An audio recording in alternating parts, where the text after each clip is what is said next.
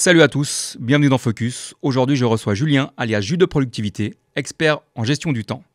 Il aide les managers et les entrepreneurs à récupérer jusqu'à 1h30 par jour. Entre deux conseils pour éviter les réunions inutiles et optimiser son agenda, il vient nous partager ses défis, ses échecs et ses réussites. Préparez-vous à une conversation inspirante. Bonjour Julien, merci d'avoir accepté l'invitation. Merci Dylan, avec plaisir. J'espère que tout se passe bien de ton côté. Très bien. Ok. Donc on va commencer avant de parler business de ton côté entrepreneurial, ton parcours. Explique-nous un petit peu en dehors de tout ça, qu'est-ce que tu fais, si tu as des activités, des passions, enfin voilà, si tu fais du sport sans doute. Oui, je fais du crossfit, je fais un peu de salle aussi. J'essaie d'y aller 5-6 fois par semaine. Ah ouais, ça prend du temps. Et puis j'ai une activité aussi dans l'immobilier de location courte durée Airbnb. Ok. Voilà. Quel a été le déclic alors au niveau de l'entrepreneuriat? Qu'est-ce qui t'a fait? C'est une rencontre? C'est un moment? Explique-nous tout ça. Alors je pense que mon premier lien avec l'entrepreneuriat, il est venu à la fin du lycée. À l'époque, en France, il y avait Capital, ces émissions Ouais. voilà, où ils montraient des entrepreneurs, Ok. etc. Donc ce genre d'émission, ça m'a toujours donné envie. Ok. Et j'avais lu un livre à l'époque de Olivier Seban, qui était un entrepreneur dans l'immobilier et qui était, je sais plus le titre, titre putaclic, mais sûrement, je crois que c'est tout le monde Qui t'a mérite fait acheter? tout le monde mérite d'être riche ou un truc comme ça. Ok. Ouais. Donc très putaclic. Ouais.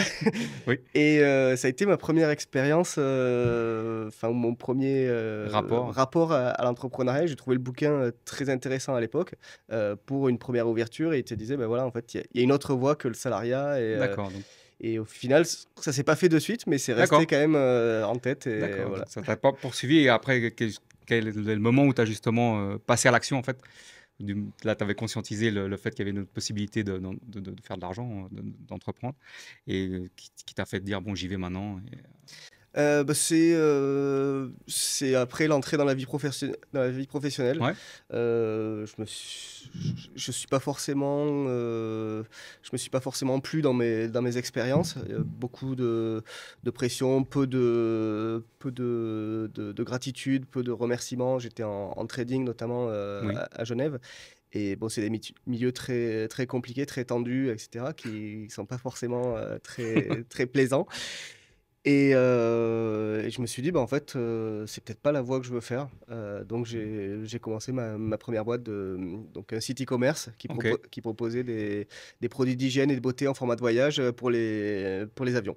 d'accord, donc quelque chose de bien défini pour passer les douanes, c'est ça? Exactement, et le site s'appelait 100ml.com d'ailleurs. Il n'existe plus, Il mais n'existe plus, d'accord.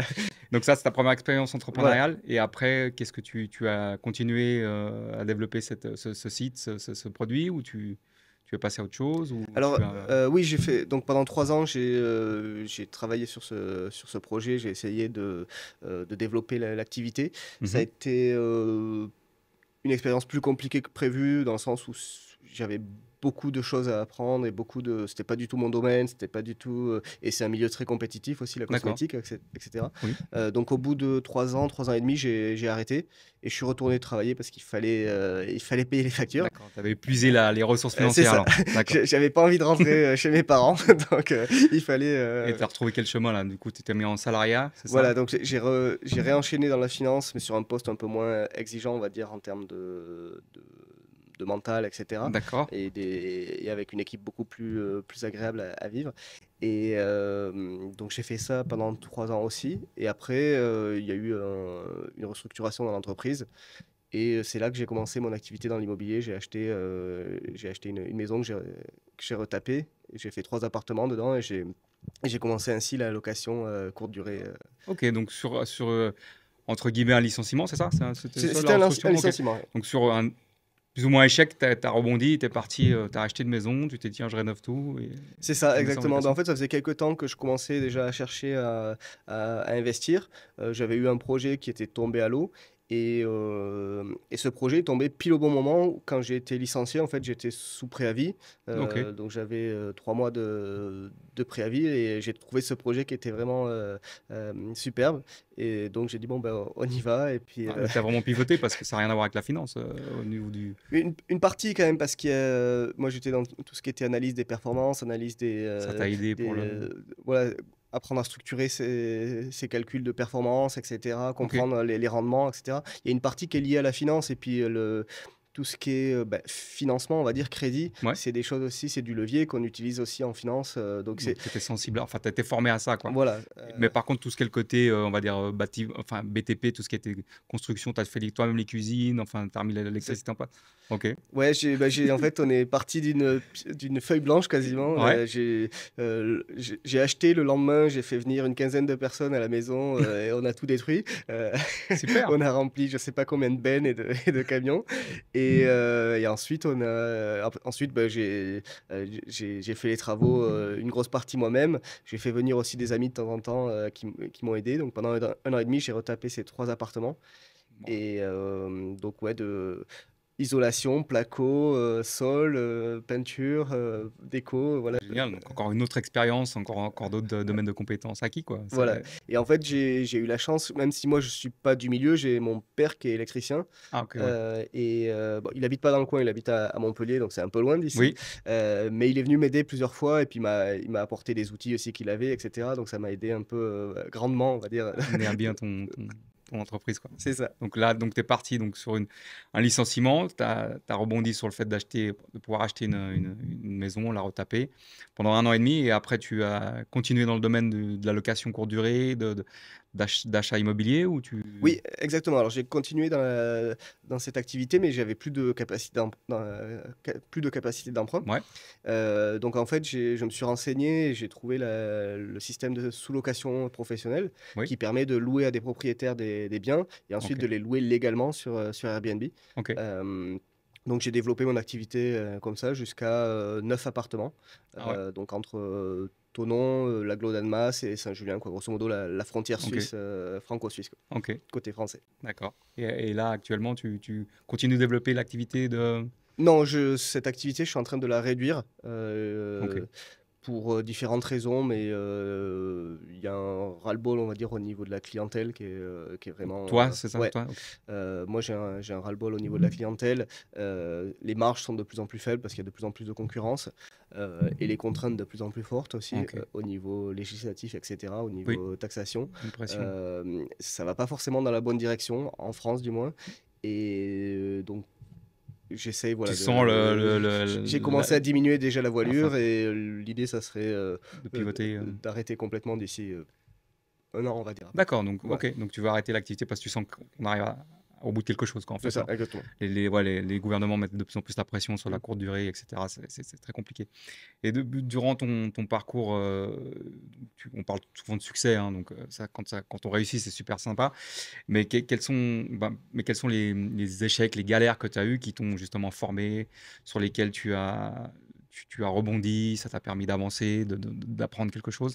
Est-ce que tu as quelque chose qui vient en tête Ben, ma à ce première niveau-là? entreprise, c'est vrai que ça a été euh, un échec personnel. Alors, je n'ai pas perdu beaucoup d'argent, il n'y a pas eu de liquidation ou quoi que ce soit. Ok, Enfin, j'ai juste fermé l'entreprise et puis c'est tout. Il n'y ok. avait pas de dette ou de quoi que ce soit. Ouais, Donc ça, j'ai eu de la chance d'avoir bien géré là-dessus. ouais, Mais ça m'a appris beaucoup sur développer des sites web, prendre des prestataires, trouver des fournisseurs, commencer à traiter avec les clients, etc.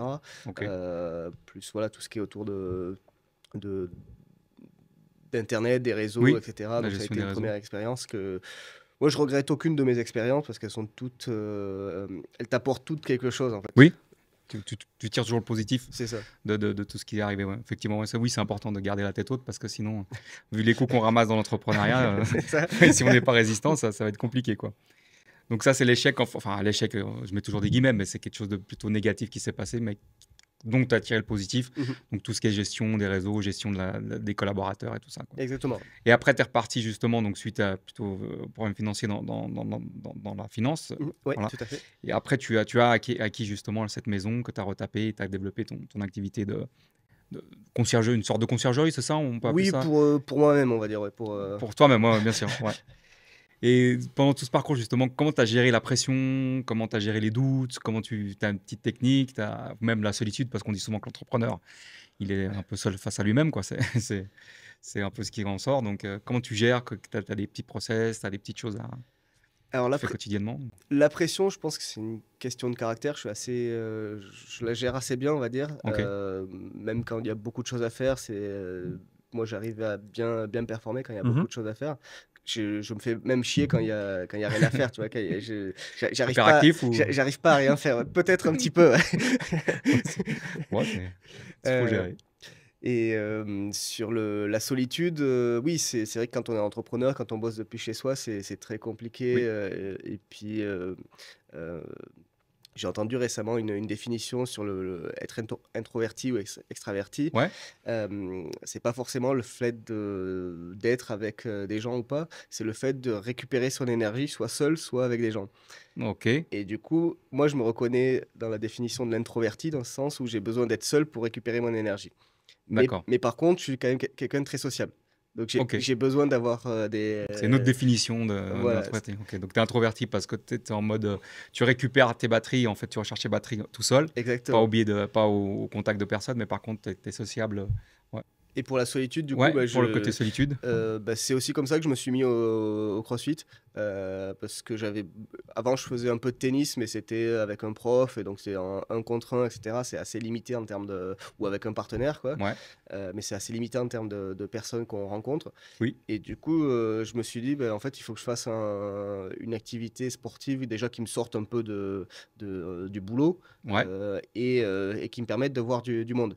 oui, Donc c'est pour ça que je me suis mis au CrossFit parce que voilà, il y avait c'est des salles où on est une un dizaine, collectif. etc. Ouais. Voilà. Ok, ok. Et dans le CrossFit, tu fais aussi comment dire, parce que vous avez des échéances pour les compétitions, des choses comme ça. Est-ce que tu vas jusque-là ou c'est vraiment une question de sociabilisation, entre guillemets, avec le sport? Je le fais juste à titre personnel parce que j'ai envie de me muscler, j'ai envie d'avoir un corps qui me plaise. Et j'aime bien le côté challenge, mais le côté challenge personnel. D'accord? Euh, et après, je suis pas forcément dans la compétition avec les gens, même si on peut l'avoir un petit peu de manière, on va dire, Oui, sympathique, c'est ça, ouais. euh, Positive. voilà, positive. Mais je suis pas forcément à aller faire de la compétition. D'accord. Je pourrais tester. T'as pas de but dans ça, c'est vraiment une Voilà, question de faire les choses en groupe, en communauté, en clan, c'est quoi. ça. Ok. Pour ceci, ouais, côté social du CrossFit, quoi. Et qu'est-ce qui t'aide à rester motivé au quotidien? Parce qu'on connaît le parcours, c'est compliqué, il y a des jours où on veut, des jours où on veut pas. Qu'est-ce qui te permet t'as des routines, des inspirations, ou c'est une vision qui te permet de rester quotidiennement motivé, enfin, discipliné, on va dire? Alors oui, c'est vrai que le fait de connaître ses objectifs, savoir où on veut aller, etc., bah, ça aide à se motiver, à créer une discipline, etc. Euh, Moi, personnellement, si j'ai pas de chemin, je sais pas où aller.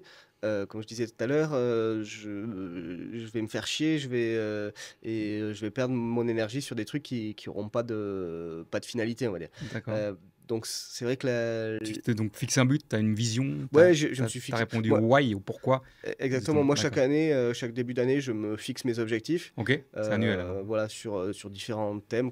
Voilà, ça peut être en termes physiques sur le Personnel. CrossFit, ça Ouais. peut être personnel, ça peut être professionnel, etc. Mhm. Euh, donc sur les différents créneaux. Et, euh, et j'essaye de mettre en place des plans d'action sur ces objectifs. Et après, ben, on décompose, on essaye de trouver les, les étapes manquantes D'accord. pour aller à l'étape Ouais, intermédiaire. Des fois, c'est pas très clair, mais au moins, on sait où on va. On sait pas comment on y va, mais on sait Donc, où on tu as va. besoin d'un chemin, tu as besoin d'avoir une vision. Voilà, Enfin, le chemin, je l'ai pas forcément, mais j'ai au moins la direction. d'accord. Et le chemin, bah, il se fait au fur et à mesure. Il y a des moments où tu es un peu dans la jungle avec ta machette et tu sais pas trop où tu vas. Je vois ce que tu veux dire, ouais. Mais tu vois à peu près la direction, quoi. Donc, parce que on sait que l'entourage est important dans le milieu de l'entrepreneuriat. Donc, est-ce que toi, tu t'entoures? Comment tu fonctionnes en clan? Est-ce que tu fonctionnes t'as des gens à qui tu prends des conseils ou est-ce que simplement tu suis des mentors? Enfin, comment? Alors, c'est vrai que moi, je travaille beaucoup seul. D'accord. Après, j'essaye d'avoir des prestataires sur certaines choses, comme j'ai un monteur vidéo, par exemple. Ouais, J'ai des prestataires pour le ménage, pour mes appartements, etc. d'accord. Euh, Mais en termes de mindset, d'état d'esprit entrepreneur, est-ce que tu as des gens qui t'entourent ou tu te fais tout seul, entre guillemets? c- J'avais tendance à être seul, on va Ok. dire, et maintenant j'essaye de m'entourer parce que justement je vois que c'est limitant et Oui. et que j'ai besoin d'être poussé. Donc bah, On s'est rencontrés cette semaine. J'organise des apéros Oui, ouais, très entrepreneurs sympa, ouais. justement pour ça, pour rencontrer des personnes qui ont la même envie, la même niaque, la même vision des choses. Oui, Déjà, ça aide. Et ensuite, je me suis fait coacher. J'ai pris un coach business voilà, ok. qui m'aide. Que tu as toujours en relation ou Oui, ouais, je suis toujours. d'accord. Voilà. Qui te suit sur donc chaque début d'année, enfin chaque fin d'année, tu exposes ce que tu veux arriver à faire l'année suivante, Mhm. que ce soit en point de vue professionnel, privé, etc. Et donc tu suis ce game plan, on va dire, c'est un peu ça. Et tu as quel objectif justement, quel est ton objectif à 5 ans? Qu'est-ce que tu souhaiterais, où tu souhaiterais arriver ou avoir développé dans 5 ans? Est-ce que tu as déjà fixé quelque chose à ce niveau-là ou... Oui, bah alors l'idée, euh, comme je disais, c'est d'arrêter la location courte durée. Ouais, donc ça c'est un objectif déjà. Voilà. Ensuite, on n'en a pas forcément beaucoup parlé encore, mais j'ai mon activité de coaching sur la productivité pour les Oui, managers. ouais, on va y arriver. Celle-là, je veux la développer grandement et en faire une activité avec des employés, faire de la formation en entreprise, euh, parce qu'actuellement, je travaille avec les personnes en individuel, D'accord, mais l'idée, c'est à terme de travailler avec le manager et son équipe pour ok, améliorer l'efficacité de ok. l'équipe, réduire le temps perdu, etc. Donc là, tu vas justement passer, tu vas gentiment mettre de côté le côté immobilier et puis passer justement à un jus de productivité. C'est ça. Donc ça permet de gagner tu dis jusqu'à 1 heure et demie par jour de Voire temps, plus, voire même. plus en fonction des situations. Alors, comment de nouveau, alors, ton parcours financier, 100 millilitres des produits pour voyager. On revient au financement, quoi, au trading, ou je ne sais pas dans quelle spécificité tu étais. Et Asset management, asset management, ok. gestion Et d'actifs. après, tu prends quand tu te lances dans l'immobilier, location courte durée. Et là, maintenant, tu vas pivoter sur le côté coaching, en fait. C'est du Exactement. coaching, ok. Euh, Explique-nous un petit peu comment tu es arrivé à tout ça. En fait, je me suis rendu compte que j'aime bien tirer les gens vers le haut, les aider, les pousser, etc. Mhm. Sur la productivité, moi je suis ingénieur à la base, donc j'ai été formé sur la gestion de projet. J'en ai fait pendant mes expériences, que ce soit à titre d'entrepreneur ou à titre d'employé. Euh, et même au-delà de ça, je me suis formé régulièrement sur les techniques de productivité parce que j'en avais besoin, ne À serait-ce titre que personnel, tu dis à ou... titre personnel pour pouvoir faire plus en moins de temps, être plus efficace, être plus organisé, etc. Donc j'ai lu voilà, des livres, Mhm. j'ai vu des vidéos, etc. là-dessus. Euh, et je me suis dit, bah, en fait, il y a une vraie problématique, notamment au niveau des managers et des dirigeants qui sont sous l'eau, qui sont débordés, qui n'arrivent pas à avancer dans leur journée. Ouais. Et donc je me suis dit, bah, il y a peut-être quelque chose que je peux apporter de par mon expérience, mes connaissances et par mon envie d'aider les autres aussi Ok. à évoluer. D'accord, donc c'est vraiment, tu as pivoté vers l'autre en fait pour lui apporter de la valeur et Exactement. gain de temps. Et donc tu as suivi aussi une formation à ce niveau-là. Mhm. Ouais. Et là, tu es actuellement dans tu vas plutôt vers, c'est du B2C, on va dire, tu vas plutôt vers le client et tu souhaites te développer justement dans le côté entrepreneurial. Entre des entreprises, est-ce qu'il y a des étapes à franchir? Déjà, je souhaite voilà, créer une base de clients en individuel, Ouais, montrer les résultats. J'ai déjà voilà, une vingtaine de clients à peu près. cool. L'idée, c'est de consolider cette base Ouais, et ensuite pouvoir faire valoir ces résultats auprès des entreprises. Je pense c'est peut-être une croyance personnelle, mais je pense qu'il y a plus de difficultés à rentrer dans une entreprise et qu'il vaut mieux avoir voilà, des bases solides et des témoignages solides, etc. ok. Ouais. Mais Oui, ça peut. Ouais. c'est peut-être voilà, une croyance personnelle, mais c'est celle que j'ai actuellement. Mhm. Et, mais l'idée, ça serait d'ici un an, aller vers les entreprises et les managers et leurs équipes. Normalement, les ingénieurs, c'est un peu des gens qui sont, on va dire, binaires, 0-1, c'est un peu ça. Et là, tu te diriges dans un côté qui est peut-être plus sur l'émotionnel, justement. Mhm. Enfin, comme je le comprends, le coaching, c'est quand même quelque chose qui fait aussi intervenir les émotions. Tu avais déjà cette particularité en toi, enfin, cette personnalité en toi, au niveau de l'émotion, de l'énergie ou des choses comme ça, ou c'est vraiment quelque chose que tu as découvert aussi au fur et à mesure de ton parcours? Au niveau émotionnel, oui, c'est vrai que moi, j'aime bien les choses straight to the point. Voilà. Ingénieur. Voilà. Donc, je prends sur moi aussi. Ça m'apprend des choses. Voilà, quand les personnes ne comprennent pas des concepts simples, etc. Donc, je répète, j'essaie de trouver des exemples. Mais j'ai un côté pédagogue aussi. Donc, j'aime bien, comme je disais, Transmettre, ouais. tirer les gens vers le haut et transmettre. Donc, il y a un côté un petit peu prof aussi, un petit peu, pas materner les gens, mais quand même un petit peu les prendre par Oui, la main des fois. oui.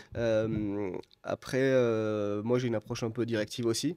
D'accord. Euh, euh, Tu fixes des buts, tu fixes et des... parce que moi, c'est quand je vais par exemple au sport, c'est ce que j'attends d'un coach. C'est pas qu'il me dise ah ben fais comme tu veux, vas-y. Non, il faut qu'il me challenge un peu, il faut qu'il me fasse un peu sortir ta zone de confort. de ma zone de confort.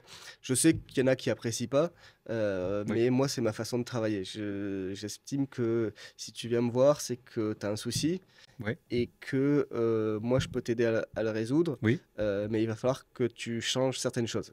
d'accord. Et alors après, on peut y mettre les formes, etc. Oui, Le but, c'est pas d'être à l'armée, de c'est crier. ça, ouais. Moi, j'allais dire, ça se rapproche d'un enseignement militaire, mais Non, non, c'est pas le but. Voilà, j'essaye de m'adapter aux personnes, etc.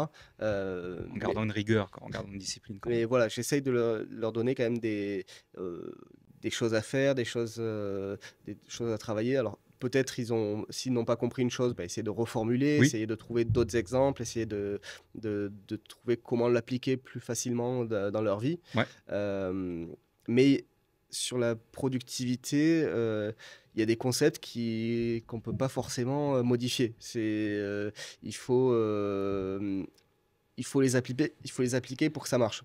d'accord. Donc on peut essayer de tourner autour du pot pendant 3 ans. À un moment donné, il faudra appliquer ces choses pour gagner du temps. Oui, Donc je suis un peu moins dans l'émotionnel qu'un coach de vie, par exemple, ou que quelqu'un qui va travailler sur le, un coach émotionnel, coach énergétique peut-être, ou des choses comme ça. énergétique, carrière, ou ce genre Ouais, de coach. Euh, Moi, on va dire que c'est entre coach et consultant. Voilà. d'accord. Et ouais, d'accord, je vois ce que tu veux dire, ouais. Et tu prends quand même conscience de la personne à qui tu parles et de ses Exactement. émotions et de sa façon de voir les choses, mais en même temps, tu appliques quelque chose qui doit être tenu. Parce que forcément, si tu veux du résultat, faut faire, quoi. Comme on répète souvent dans le Exactement. podcast, l'analyse, c'est un moment important, mais l'analyse peut freiner en fait le Mm. démarrage de quelque chose. Et il y a un moment, faut y aller, quoi. Faut y aller, faut se planter, faut se relever, faut analyser, oui, pourquoi, et aussi analyser la réussite. Donc, tu vois, c'est pour ça que tu fais un peu de coaching, consultance, quoi. Ça- Exactement. Ben, en fait, l'idée, c'est que chacun a sa vie et chacun a ses façons d'aborder les choses. Oui, Mais il y a quand même des concepts fondamentaux qu'il faut appliquer. Donc d'accord. on peut trouver des moyens de les appliquer et de les faire rentrer dans sa vie, Mhm. mais on ne peut pas y échapper en fait. T'as un petit exemple justement pour Bah, ceux qui nous écoutent et nous regardent? déjà, si tu planifies pas ta journée, par exemple, moi je le fais la veille, mais ça peut être le matin. Je préfère préconiser la veille, par exemple. Ok. Si tu la planifies pas, il y a de fortes chances que tu fasses pas grand-chose d'intéressant. Et que tu sois entrepreneur ou employé, c'est pareil. Oui, Parce que, en fait, si tu te dis, bon, ben, j'arrive, j'ouvre mes mails, ok, tu vas perdre déjà 1 heure et demie parce que tu vas lire tous tes mails, tu vas commencer à traiter les urgences. Tes mails vont être ta to-do list, ça va être les urgences des autres, ça va être les choses comme ça. Ensuite, ben, ça t'a vidé, donc tu vas prendre une pause ou faire un truc un peu moins intéressant. Tu arrives à 11 h, tu vas pas attaquer une grosse tâche parce que tu manges à midi. Enfin, non, oui, j'exagère un oui, peu, mais non, mais mais t'as raison, tu conciles euh, très, mais c'est un peu ça quand même, quoi. voilà, si déjà tu ne fixes pas ce que tu dois faire pour ta journée, tu peux même le faire à l'échelle de la semaine, au moins pour les grosses lignes, on va dire, pour savoir sur quel projet tu dois travailler, quel jour, Oui, dédier du temps voilà, sur tel sur jour, tel jour, ok. etc. Euh, Si déjà tu fais pas ça, tu as peu de chances d'avancer. Oui, Et après, bah, voilà, ça marche aussi si tu as, si t'as bien défini tes objectifs et tes priorités. ok. Et est-ce que tu sépares aussi la matinée de l'après-midi au niveau de l'intensité du travail ou qu'est-ce que tu conseilles à ce Bien niveau-là, sûr. quoi? Bah, de manière générale, j'aurais tendance à dire, mettez les tâches les plus énergivores le Mhm. matin. Pourquoi? Parce que c'est là où on a le plus d'énergie normalement de la journée. L'énergie, on va dire, ou la volonté, c'est comme un réservoir. Et chaque fois qu'on fait une chose, on puise dedans et on enlève une tasse, on enlève un Un bout litre. de... ouais. Euh, à la fin de la journée, il reste plus grand-chose. Et Oui, même pour faire des petites tâches, on n'a juste pas envie. C'est là qu'on procrastine, c'est là qu'on... euh, donc idéalement, en début de journée, donc soit le matin ou en début de journée si on commence pas le pas matin, le matin. Ouais. pour faire les tâches les plus importantes. Après, ben, en fait, il faut s'adapter aussi au- à la personne. Oui, Tu vois, hier, j'étais en discussion avec une cliente qui a une agence bancaire et en fait, elle est au four et au moulin partout ok, parce ils sont une petite agence. ok. Elle sert de conseiller clientèle, en fait, du coup. En plus, ok. Euh, et les clients, ils arrivent à n'importe quelle heure, ils respectent pas les rendez-vous, etc. Euh, donc c'est difficile de trouver des moments Adapté justement adaptés. pour Voilà, l'énergivore. donc on a travaillé là-dessus pour trouver des moments pour justement essayer Ok. de Donc caser tu des... arrives en fait dans le marasme d'une personne, enfin de la vie professionnelle. Oups, ça peut s'appliquer aussi à la vie privée, je pense, Oui, bien la sûr, bien façon de sûr. gérer sa vie. Bien sûr. Donc tu arrives dans le marasme d'une personne et tu réorganises un petit peu les choses en fonction de la personne, de ces moments où elle a plus d'énergie, comme tu disais. Ok. Donc, Et il y a des personnes, après, il y a ce qu'on appelle les chronotypes. Il y a des personnes qui préfèrent travailler le matin, personnes qui préfèrent travailler le soir, etc. Donc ça aussi, c'est à prendre en compte. Mais de manière générale, on va dire, dans 80% des cas, c'est le matin. c'est mieux de mettre les tâches importantes le matin. Ouais. Tu as justement par rapport à ça tu as établi un process à mettre en place. Tu as un questionnaire type ou comment tu définis un petit peu le profil de la personne que tu as en face? C'est très émotionnel ou comment discussion? C'est une discussion, c'est savoir quel est son cadre de travail, quel est son cadre de vie, quels sont ses objectifs, où elle veut aller à titre professionnel ou à titre Mhm. personnel. Et ensuite, ben, en fonction de ça, on essaye de définir les priorités pour la personne, définir un plan d'action et ensuite adapter à la journée Beaucoup de de la personne. questions, tu prends du temps avec la personne. Exactement. Je pense que tu mets la main, le doigt sur les paint, comment on appelle ça, Les les pain points de points, douleur, ouais, les les- pain points, enfin, etc., etc. Ok. Et ça, c'est parce qu'à l'époque, j'avais justement suivi un cours marketing et ils avaient une technique qui était à l'époque faite aux États-Unis qui s'appelait la spirale où tu faisais dire à la personne en Oui, face de toi, par des questions, justement, elle te sortait les points douloureux, négatifs, enfin, de son entreprise, de sa vie en général. Et après, à chaque fois, tu reformulais et tu lui disais, mais si je vous proposais de répondre à cette problématique, forcément que la personne, vu que ça sort d'elle-même, elle va pas se contredire en disant, mais non, je vous ai pas demandé ça. Donc du coup, tu arrivais vraiment, c'était vraiment ouais, la spirale, quoi. C'était vraiment tout un système de questionnement qui faisait qu'à la fin, tu répondais au point de douleur de la personne. Donc forcément, que tu étais le messie, quoi. T'étais, ah, génial et tout ça, et quoi. ça, c'est très C'est toujours applicable. applicable ou... Alors, c'est applicable pour les appels de vente, notamment. Ok. Ouais, oui, c'était dans le domaine C'est plus pour les grosses sociétés. dans le coaching, le but c'est pas forcément d'appuyer sans arrêt sur les points de douleur, c'est essayer de trouver des solutions, etc. Parce que voilà, la personne a déjà signé avec toi, t'as plus besoin de la faire pleurer entre guillemets. Oui, Non, mais je dis ça en rigolant, mais c'est vrai qu'il y a beaucoup de techniques de vente qui commencent par on fait la situation et ensuite on appuie sur la douleur pour voir quel est euh, qu'est-ce- quelle douleur il aurait s'il ne passait pas à l'action. ok. Donc, parce que pour moi, ça me paraît important justement de ressortir le côté douloureux, Bien sûr, négatif, bien sûr. pour pouvoir répondre à la problématique. Parce que le côté où, par exemple, la personne dit non, mais ça se passe bien, je sais pas, j'aime la couleur de mes murs en vert. Bon, c'est pas très intéressant, tu vas pas optimiser grand-chose. Donc, tu es Bien quand sûr. même obligé d'avoir un côté un peu Oui, bien sûr. méchant, quoi, je veux dire, Bah, il y malveillant. a des questions voilà, qui sont assez Après, personnelles sur tu pousses jusque-là, ouais. Tu vas jusqu'à la... oui, je Pas sais. l'intimité, mais là... Bien sûr, alors moi je leur demande si je peux leur poser des questions indiscrètes ou enfin Mhm. après je vais pas mon but c'est pas de savoir leurs trucs en détail mais déjà savoir s'ils ont une vie de famille, savoir s'ils ont des enfants D'accord, ouais, tu parce vois. que ça c'est important. Oui, Surtout, une grosse partie des managers, c'est, bah, je veux passer du temps avec ma famille, je veux clairement. passer du temps libre, faire du sport ou retrouver une activité, de loisir, passer moins de temps, au travail. Mhm. Donc ça, c'est important aussi et ça sert de motivateur, pour pour justement trouver les solutions, derrière, quoi Et puis les appliquer, quoi. et les appliquer C'est surtout. ça. Moi, je suis curieux de base. Oui. C'est peut-être mon côté ingénieur, mais je suis curieux et j'ai besoin de comprendre les choses. Donc, moi, si tu me dis ça va pas, je vais Ouais. pas te dire OK. Je vais te dire pourquoi Ok, ça tu va vas pas. pousser. En gros.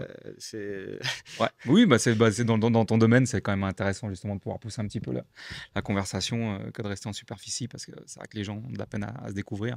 Et puis en plus, toi, c'est vrai que c'est super important pour pouvoir déterminer quelque chose et amener de la valeur et quelque chose de positif à cette personne, quoi. Donc c'est super intéressant. Donc il y a quand même un côté, malgré ta formation d'ingénieur, il y a quand même un côté psychologique qu'il faut bien avoir. sûr. Et puis après, effectivement, bah, amener un plan et comment tu fais pour faire respecter les choses, en fait. Où là, ça devient plus de la discipline et peut-être un côté, on s'entend, hein, autoritaire, dans le sens où, voilà, on a dit que semaine 3 on faisait ça. Madame Tintintin, vous n'avez pas fait ça. Enfin, comment tu agis à ce moment-là pour qu'ils appliquent Alors, ben moi, je ton processus, je suis pas là pour faire le travail à leur place. clairement. Pareil, avec les objectifs, je suis pas là pour leur donner leurs objectifs, c'est à eux de les trouver, mais je leur donne les méthodes pour le faire, Ok. pour les définir, et cetera. Et ensuite, chaque fois qu'on se voit, chaque séance, on essaye de voir, quel est le temps disponible sur les prochaines enfin, jusqu'à la prochaine séance et de mettre en place des actions.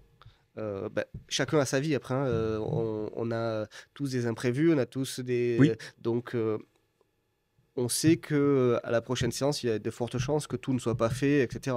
L'important, c'est de voir qu'est-ce qui a été mis en place ou quelles ont été les raisons pourquoi ça n'a pas été mis en place.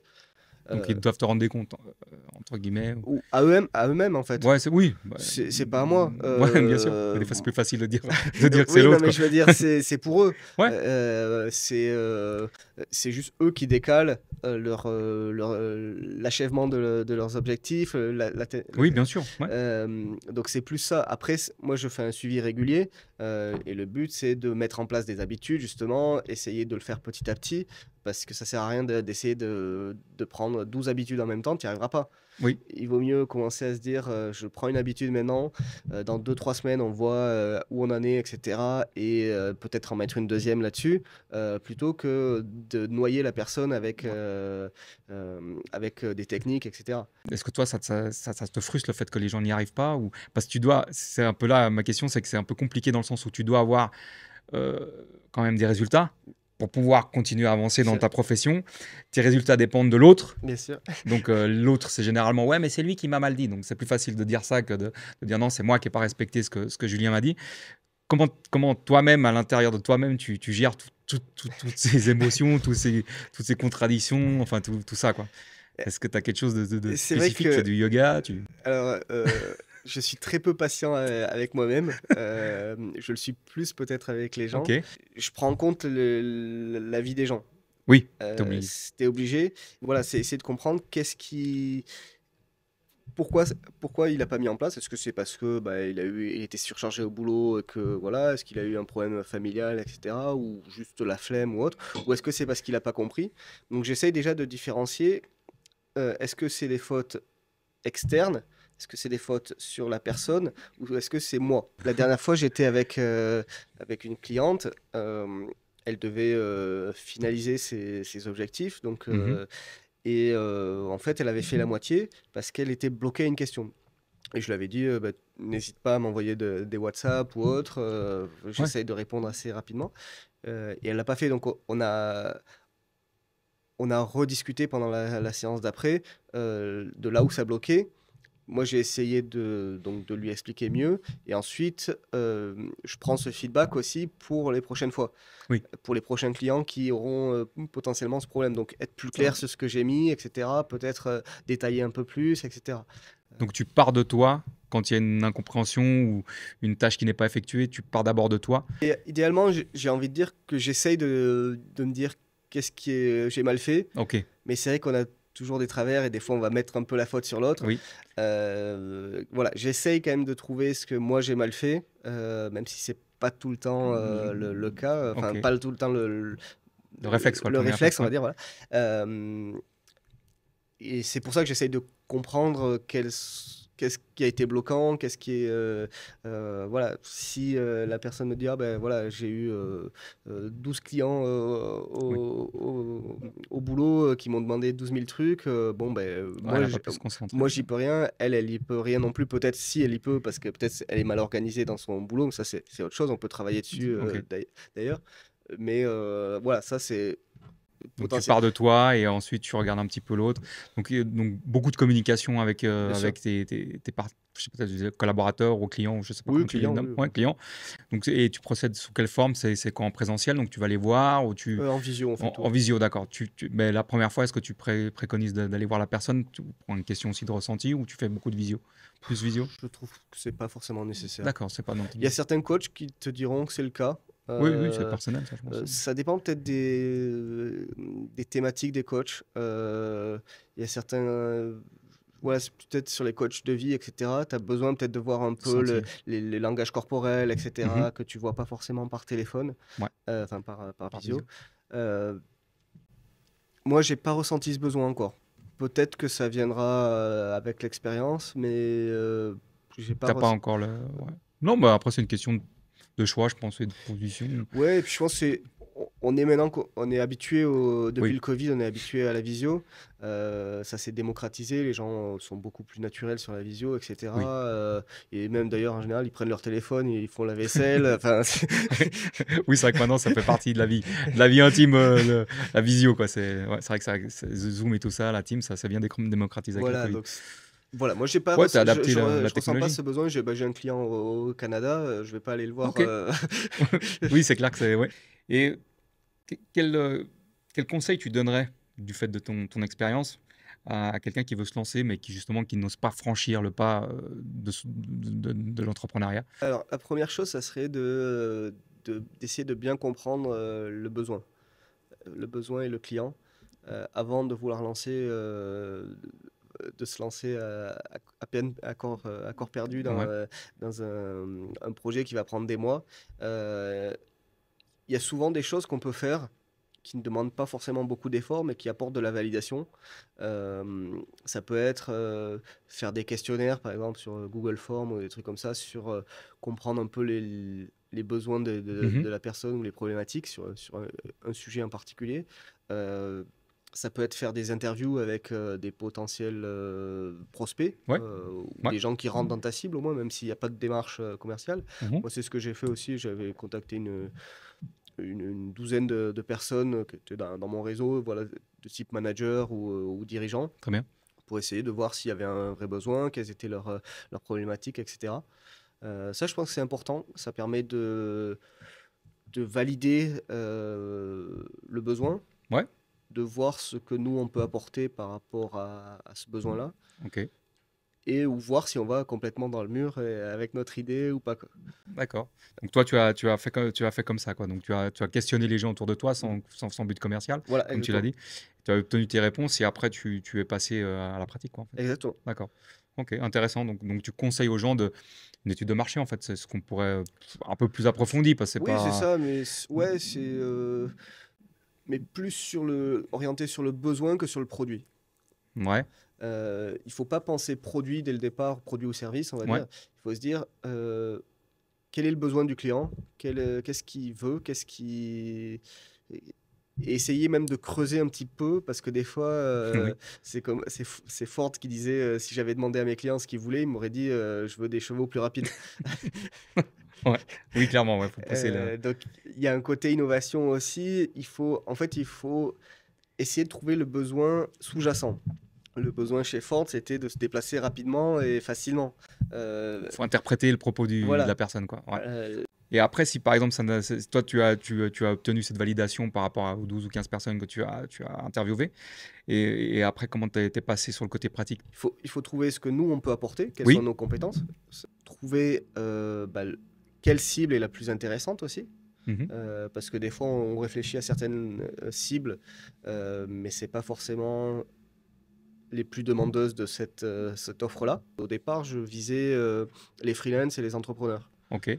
Le problème, c'est qu'ils n'ont pas d'argent. ou très peu. Mais